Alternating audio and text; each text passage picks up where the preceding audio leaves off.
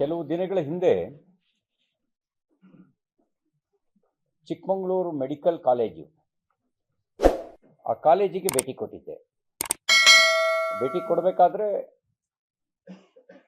ಕೆಲವು ಪೋಷಕರು ಮೆಡಿಕಲ್ ಕಾಲೇಜಿನ ಅವ್ಯವಸ್ಥೆಯ ಕುರಿತಾಗಿ ಯಾವುದೋ ಒಂದು ಖಾಸಗಿ ಕಾರ್ಯಕ್ರಮದಲ್ಲಿ ನನ್ನ ಗಮನಕ್ಕೆ ಸೆಳೆದಿದ್ರು. ಅವ್ಯವಸ್ಥೆ ನಿಜನೋ ಸುಳ್ಳೋ ಅದನ್ನು ಅವ್ಯವಸ್ಥೆ ಸರಿಪಡಿಸ್ಬೇಕು ಅನ್ನೋ ಹಿನ್ನೆಲೆಯಲ್ಲೇನೆ ವೈಯಕ್ತಿಕವಾಗಿ ಕಾಲೇಜಿಗೆ ಭೇಟಿ ಕೊಟ್ಟಿದ್ದೆ. ಅಲ್ಲಿಯ ಅವ್ಯವಸ್ಥೆ ಕುರಿತಾಗಿ ಮಾನ್ಯ ವೈದ್ಯಕೀಯ ಶಿಕ್ಷಣ ಸಚಿವರಿಗೆ, ವೈದ್ಯಕೀಯ ಶಿಕ್ಷಣ ಇಲಾಖೆ ಮತ್ತು ಆರೋಗ್ಯ ಖಾತೆಯ ಮುಖ್ಯ ಕಾರ್ಯದರ್ಶಿಗಳಿಗೆ, ಚಿಕ್ಕಮಗಳೂರು ಜಿಲ್ಲಾಧಿಕಾರಿಗಳಿಗೆ, ಚಿಕ್ಕಮಗಳೂರು ಜಿಲ್ಲೆಯ ಉಸ್ತುವಾರಿ ಸಚಿವರಿಗೆ ನನ್ನ ಅನುಭವಕ್ಕೆ ಬಂದಂಥ ಸಂಗತಿಗಳನ್ನು ವಿವರವಾಗಿ ಒಂದು ಪತ್ರದಲ್ಲಿ ಬರೆದು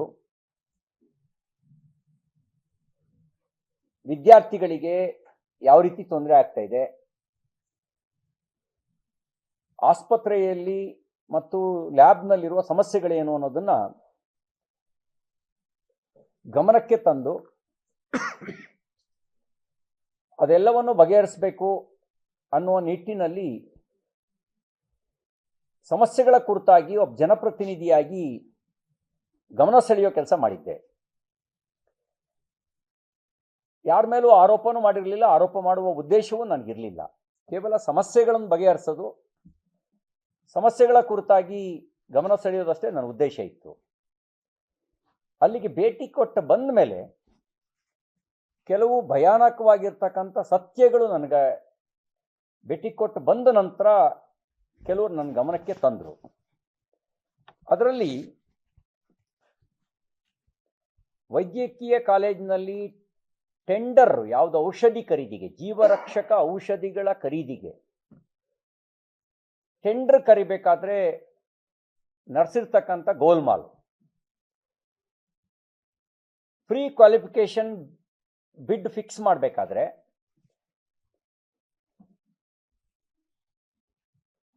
ಒಂದು ಡೈರೆಕ್ಷನ್ ಹಾಕ್ತಾರೆ, the contract will be awarded to the single overall lowest bidder and not to the lowest bidder for the individual items. ಅಂದರೆ ಯಾವುದೋ ಒಂದು ಐಟಮಿಗೆ ಕಡಿಮೆ ದರ ಅಲ್ಲ, ಓವರ್ ಆಲ್ ಎಷ್ಟು ಔಷಧಿಗಳನ್ನು ಸಪ್ಲೈ ಮಾಡ್ತಾರೆ ಅದರ ಓವರ್ ಆಲ್ ಬಿಡ್ನಲ್ಲಿ ಕಡಿಮೆ ದರ ನಮೂದಿಸಿರಬೇಕು ಮತ್ತು ಎಲ್ಲ ಐಟಮ್ಗಳಿಗೂ ಅವ್ರು ಪಾರ್ಟಿಸಿಪೇಟ್ ಮಾಡಿರಬೇಕು. ಅಂಥವ್ರನ್ನ ಮಾತ್ರ ಕನ್ಸಿಡರ್ ಮಾಡ್ತೀವಿ ಅಂತ ಹೇಳಿ ಟೆಂಡರ್ ಫ್ಲೋಟ್ ಮಾಡ್ತಾರೆ. ಆ ಟೆಂಡರ್ ಫ್ಲೋಟ್ ಮಾಡಿದಾಗ ಕೇವಲ 6 ಕಂಪನಿಗಳು ಮಾತ್ರ ಎಲಿಜಿಬಲ್ ಆಗ್ತಾರೆ. ಒಂದು ಆವಿಷ್ಕಾರ್ ಸರ್ಜಿಕಲ್, ಇನ್ನೊಂದು KEMPS, ಇನ್ನೊಂದು ನೂತನ್ ಫಾರ್ಮಾ, ಮತ್ತೊಂದು ರಾಜಲಕ್ಷ್ಮಿ ಏಜೆನ್ಸಿ, ಇನ್ನೊಂದು ಶಿವ ಫಾರ್ಮಾ, ಇನ್ನೊಂದು SLR ಏಜೆನ್ಸಿ. ಆದರೆ ಹೀಗೆ ಅವರು the contract will be awarded to the single overall lowest bidder and not to the lowest bidder for the individual items ಅಂತ ಹೇಳಿ ಕೋಟ್ ಮಾಡಿ ಎಲಿಜಿಬಲ್ ಕ್ರೈಟೀರಿಯಾದಿಂದ ಉಳಿದೆಲ್ಲ ಕಂಪನಿಗಳನ್ನು ಹೊರಗಿಟ್ಟು ಕೇವಲ 6 ಕಂಪನಿಗಳನ್ನು ಮಾತ್ರ ಎಲಿಜಿಬಲ್ ಅಂತ ಮಾಡಿದ ಮೇಲೆ ಇವರು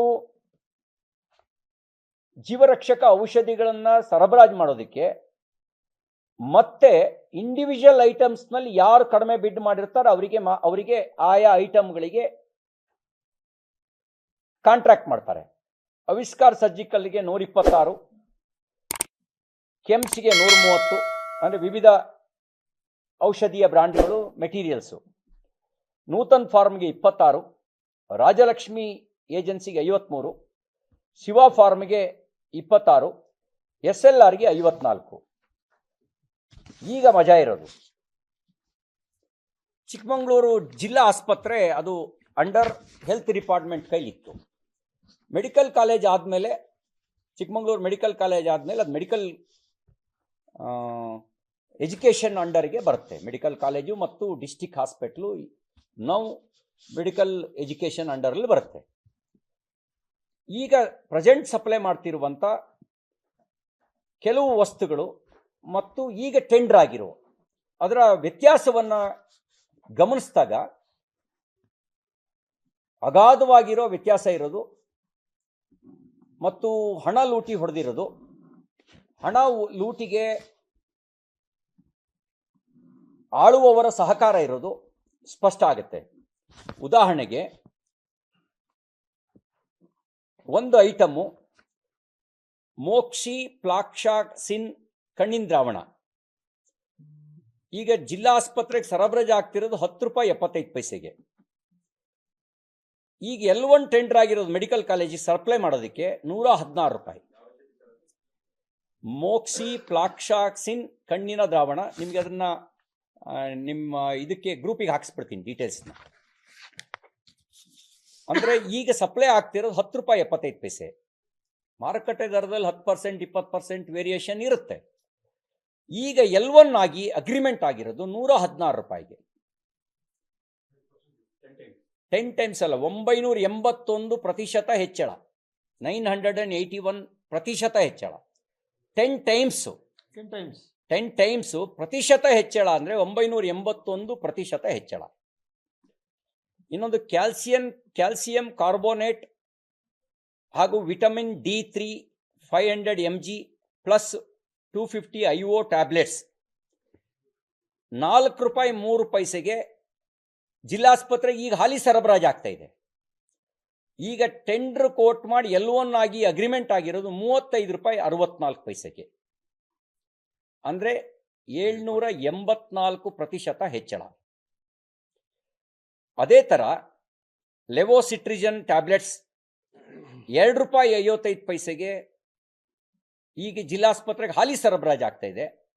ಇಲ್ಲಿ ಟೆಂಡರ್ ಕೋಟ್ ಮಾಡಿರೋದು 19 ರೂಪಾಯಿ 8 ಪೈಸೆಗೆ, ಅದಕ್ಕೆ ಅಗ್ರಿಮೆಂಟ್ ಆಗಿ ಅಪ್ರೂವಲ್ ಆಗಿದೆ, ಅಕ್ಸೆಪ್ಟ್ ಮಾಡ್ಕೊಂಡಿದ್ದಾರೆ. ಈ ಥರ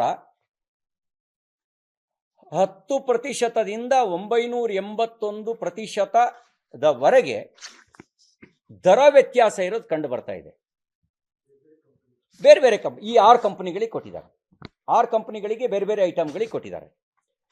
ಇದರಲ್ಲಿ ಸ್ಪಷ್ಟ ಆಗ್ತಾ ಇದೆ, ಇದು ಹಗಲು ದರೋಡೆ ಅನ್ನೋದು ಕಡಿಮೆ ಶಬ್ದ ಆಗುತ್ತೆ, ಬಹಳ ದೊಡ್ಡ ಲೂಟಿ ಆಗಿರೋದು ಕಂಡು ಬರ್ತಾ ಇದೆ. ಇದರಲ್ಲಿ ಒಂದು ಸ್ಯಾಂಪಲ್ಗಳು, ಈ ಥರದ ಐಟಮ್ಗಳ ಪಟ್ಟಿನೇ ಇದೆ ನನ್ನ ಹತ್ರ. ಆ ಎಲ್ಲ ವಿವರವನ್ನು ನಿಮಗೆ ಡೀಟೇಲ್ಸ್ನ ನಿಮಗೆ ಕಾಪಿಯನ್ನು ನಾನು ನಿಮಗೆ ಕೊಡ್ತೇನೆ. ಅಂದರೆ ಈಗ ಕಳೆದ ವರ್ಷ ಈಗ ಹಾಲಿ ಟೆಂಡರು ಸಪ್ಲೈ ಆಗ್ತಿರೋದು, ಹೊಸ ಟೆಂಡರ್ ಫ್ಲೋಟ್ ಮಾಡಿ ಅವರಿಗೆ ಅಗ್ರಿಮೆಂಟ್ ಆಗಿ ವರ್ಕ್ ಆರ್ಡರ್ ಇಶ್ಯೂ ಆಗಿರೋದ್ರ ನಡುವಿನ ವ್ಯತ್ಯಾಸ. ಬರೀ ಟೆಂಡರ್ ಫ್ಲೋಟ್ ಆಗಿರೋದಲ್ಲ. ಈ ಕಂಪನಿಗಳು ಯಾರ ಬ್ಯಾಕ್ಗ್ರೌಂಡ್ ನಂಗೆ ಗೊತ್ತಿಲ್ಲ, ಆ ಕಂಪನಿಗಳ ಬ್ಯಾಕ್ಗ್ರೌಂಡ್ ನಂಗೆ ಗೊತ್ತಿಲ್ಲ. ಈ ದರ ವ್ಯತ್ಯಾಸಗಳು ಮಾತ್ರ ನನ್ನ ಗಮನಕ್ಕೆ ಬಂದಿದ್ದು. ಆ ಕಂಪನಿಗಳ ಬ್ಯಾಕ್ಗ್ರೌಂಡು ಹಿಸ್ಟ್ರಿ ಅದು ಯಾವುದನ್ನು ನಾನು ತೆಗಿಲಿಕ್ಕೆ ಹೋಗಲಿಲ್ಲ. ಕೇವಲ ಈ 6 ಕಂಪನಿಗಳು ಅವರು ಮಾತ್ರ ಟೆಕ್ನಿಕಲ್ಲಿ ಎಲಿಜಿಬಲ್ ಆಗ್ತಾರೆ ಆ್ಯಸ್ ಪರ್ ದ ನಾರ್ಮ್ಸು. ಅದರೊಳಗಡೆ ಇಂಡಿವಿಜುವಲ್ ಐಟಮ್ಸ್ನ ಕನ್ಸಿಡರ್ ಮಾಡಲ್ಲ ಅಂದರೆ ಇಂಡಿವಿಜುವಲ್ ಐಟಮ್ಸ್ನೇ ಮತ್ತು ಬೈಫರ್ಕೇಟ್ ಮಾಡಿ ಕೊಡ್ತಾರೆ 6 ಕಂಪನಿಗಳಿಗೆ. ಅದರಲ್ಲಿ ಹಾಲಿ ಸರಬರಾಜಿಗೂ ಇವರಿಗೆ ಅಗ್ರಿಮೆಂಟ್ ಆಗಿರೋದಕ್ಕೂ ಇರುವ ಅಗಾಧ ದರ ವ್ಯತ್ಯಾಸ. ಇದು ಒಂದು ರೀತಿಯಲ್ಲಿ ಹಗಲು ದರೋಡೆ ಅನ್ನೋ ಶಬ್ದವೂ ಕೂಡ ಅದು ಕಡಿಮೆ ಶಬ್ದ ಆಗುತ್ತೆ. ಜೀವರಕ್ಷಕ ಔಷಧಿಗಳಲ್ಲಿ ನಡೆಸ್ತಿರ್ತಕ್ಕಂಥ ದರೋಡೆ ಎದ್ದು ಕಾಣುತ್ತೆ. ಇನ್ನೊಂದು ಎಮರ್ಜೆನ್ಸಿ ಸಪ್ಲೈಗೆ ಅಂತ ಪ್ಲಾಸ್ಟಿಕ್ ತ್ಯಾಜ್ಯ ವಿಲೇವಾರಿ ಪ್ಲಾಸ್ಟಿಕ್ ಕವರ್ಗಳನ್ನು ಸರಬರಾಜು ಮಾಡೋದು. ಒಂದು ಕಂಪನಿ ಕಾವ್ಯಶ್ರೀ ಪ್ಲಾಸ್ಟಿಕ್ ಅನ್ನೋರು ಕೋಟ್ ಮಾಡ್ತಾರೆ.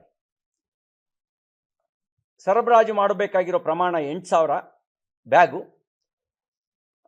Each plastic cover price including GST 5 ರೂಪಾಯಿ 55 ಪೈಸೆ. ಇನ್ನು ಕೆಲವು 3 ರೂಪಾಯಿ 95 ಪೈಸೆ. ಸಣ್ಣ ಕವರು 3 ರೂಪಾಯಿ 95 ಪೈಸೆ, ದೊಡ್ಡ ಕವರು 5 ರೂಪಾಯಿ 50 ಪೈಸೆ. ಟೋಟಲ್ ಅಮೌಂಟ್ ಎಲ್ಲ ಸೇರಿ 1,82,800 ರೂಪಾಯಿ ಕೋಟ್ ಮಾಡಿ ಕೊಟೇಶನ್ ಹಾಕ್ತಾರೆ ಪ್ಲಾಸ್ಟಿಕ್ ಚೀಲಗಳಿಗೆ. ಇವರು ಎಮರ್ಜೆನ್ಸಿ ಖರೀದಿ ಅಂತ ಹೇಳಿ ಇನ್ನೊಂದು SLR ಏಜೆನ್ಸಿಯಿಂದ ಖರೀದಿ ಮಾಡ್ತಾರೆ 4 ತಿಂಗಳು ಬಿಟ್ಟು. ಎಮರ್ಜೆನ್ಸಿ ಅಂದರೆ 24 ಗಂಟೆ ಒಳಗೆ ಖರೀದಿ ಮಾಡೋದು ಎಮರ್ಜೆನ್ಸಿ. 4 ತಿಂಗಳು ಬಿಟ್ಟು SLR ಏಜೆನ್ಸಿಯಿಂದ 5,000 ರೂಪಾಯಿ ಈಚನ್ನ ಖರೀದಿ ಮಾಡಿ ದೊಡ್ಡ ಸೈಜ್ 27 ರೂಪಾಯಿ 16 ಪೈಸೆಗೆ, ಅಂದರೆ 5 ರೂಪಾಯಿ 50 ಪೈಸೆ ಕೋಟ್ ಮಾಡಿದ್ದಕ್ಕೆ 27 ರೂಪಾಯಿ 16 ಪೈಸೆ ಕೊಡ್ತಾರೆ. ಇನ್ನೊಂದು 3 ರೂಪಾಯಿ 95 ಪೈಸೆ ಕೋಟ್ ಮಾಡಿದ್ದಕ್ಕೆ 17 ರೂಪಾಯಿ 46 ಪೈಸೆ ಕೊಡ್ತಾರೆ. ಟೋಟ್ಲು ಲಂಸಮ್ ಎಲ್ಲ ಇನ್ಕ್ಲೂಡ್ ಮಾಡಿ 5,33,500 ರೂಪಾಯಿ ಕೋಟ್ ಮಾಡ್ತಾರೆ. ಅಂದರೆ ಎಮರ್ಜೆನ್ಸಿ ಖರೀದಿ ಅಂತ. ಹೌದು, ಎಮರ್ಜೆನ್ಸಿಗೆ 4G ಎಕ್ಸೆಂಪ್ಷನ್ ತಗೊಂಡು ಎಮರ್ಜೆನ್ಸಿ ಖರೀದಿ ಅಂತ. ಆಮೇಲೆ ನನಗೆ ಇನ್ಫಾರ್ಮೇಶನ್ ತಿಳಿದು ಬಂದಿದ್ದು, ಇದು ಬರೀ ಚಿಕ್ಕಮಗಳೂರಿನ ಕತೆ ಅಲ್ಲ. ಮಂಡ್ಯ, ಮೈಸೂರು, ಶಿವಮೊಗ್ಗ, ಕೊಡಗು ಸೇರಿದಂತೆ ಬಹುತೇಕ ಮೆಡಿಕಲ್ ಕಾಲೇಜುಗಳಲ್ಲಿ ಇದೇ ಥರ ಜೀವರಕ್ಷಕ ಔಷಧೀಯ ಖರೀದಿಯಲ್ಲಿ ಜೊತೆಗೆ ಲ್ಯಾಬ್ ಮೆಟೀರಿಯಲ್ಸು ಮತ್ತು ಇಂಟೀರಿಯರ್ಸ್ನಲ್ಲಿ ದೊಡ್ಡ ಮಟ್ಟದ ಅವ್ಯವಹಾರ ನಡೆದಿದೆ, ದೊಡ್ಡ ಮಟ್ಟದ ಭ್ರಷ್ಟಾಚಾರ ನಡೆದಿದೆ ಅನ್ನುವಂಥ ಮಾಹಿತಿಗಳು ಲಭ್ಯ ಆಗಿದ್ದಾವೆ. ಈ ಹಿನ್ನೆಲೆಯಲ್ಲಿ ನಾನು ಮಾನ್ಯ ಮುಖ್ಯಮಂತ್ರಿಗಳಿಗೆ ಆಗ್ರಹಿಸ್ತೇನೆ, ಇದನ್ನು ಮಾನಿಟ್ರ್ ಮಾಡಬೇಕಾಗಿರುವಂಥ ರೆಸ್ಪಾನ್ಸಿಬಿಲಿಟಿ ಮೆಡಿಕಲ್ ಎಜುಕೇಷನ್ ಮಿನಿಸ್ಟ್ರದ್ದು. ಅವ್ರು ಇದರೊಳಗೆ ಇನ್ವಾಲ್ವ್ ಆಗಿದಾರೋ ಇಲ್ವೋ ನಂಗೆ ಗೊತ್ತಿಲ್ಲ, ನಾನು ಅವ್ರ ಮೇಲೆ ನೇರ ಆರೋಪ ಮಾಡ್ತಾ ಇಲ್ಲ. But custodian, who is the custodian? Principal secretary, commissioner ಮತ್ತು ಮಿನಿಸ್ಟರ್, ಆಲ್ ಆರ್ ಕಸ್ಟೋಡಿಯನ್. ಅವರು ಅದರ ಕಸ್ಟೋಡಿಯನ್ನು. ನೈತಿಕ ಹೊಣೆ ಅವ್ರು ಹೊರಬೇಕು. ಮತ್ತು ಹಾಲಿ ನ್ಯಾಯಾಧೀಶರ ನೇತೃತ್ವದಲ್ಲಿ ಈ ಕಂಪ್ಯಾರಿಟಿವ್ ದಾಖಲೆಗಳನ್ನು ನಾನು ಮುಖ್ಯಮಂತ್ರಿಗಳಿಗೂ ಸಲ್ಲಿಸ್ತೀನಿ.